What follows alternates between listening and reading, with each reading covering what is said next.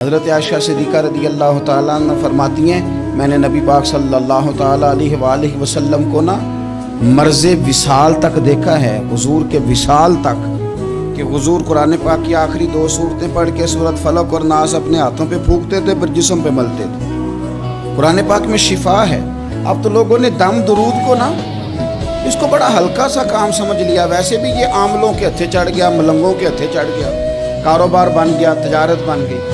ورنہ قرآن پاک کی آیات پڑھی جائیں تو حضور نے فرمایا سورہ فاتحہ میں شفا ہے، اس میں کرم ہے۔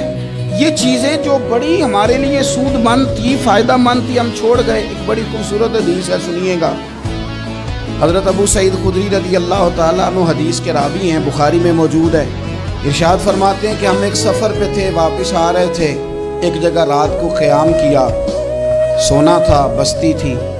بستی کے لوگوں نے نہ کھانا پوچھا نہ پانی پوچھا، کوئی ضیافت نہیں کی۔ آدھی رات کا وقت آیا تو ایک بندہ دوڑا آیا، کہنے لگا ہمارے سردار کو بچھو نے کاٹ لیا ہے، تم میں سے کوئی بندہ دم درود کر لیتا ہے؟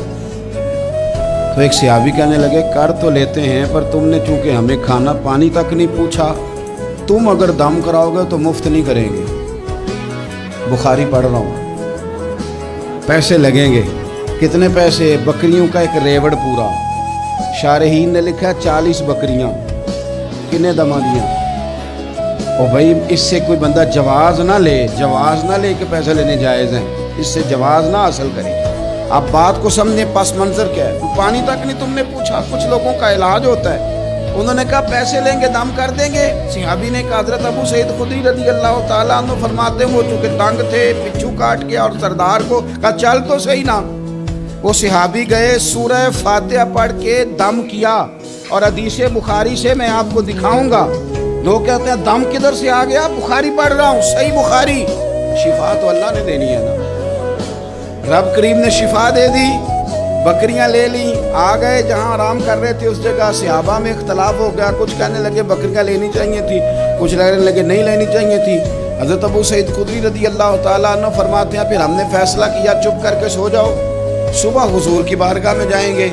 اگر کریم نے کہا لینی چاہیے تھی پھر تو موج بن گئی، اور اگر کہا نہیں لینی چاہیے تھی تو بکریاں ہانگ کے واپس کر دیں گے۔ مسئلہ کیا ہے؟ کہتے ہیں صبح گئے حضور کی بارگاہ میں، جا کے مسئلہ عرض کیا، یا رسول اللہ انہوں نے بھی پانی کوئی نہیں پوچھا تھا، ہم نے بھی کہا دم کریں گے تو پیسے لیں گے، تو ہم نے یہ بکریاں لی ہیں۔ شارحین لکھتے ہیں 40 تھی شاید۔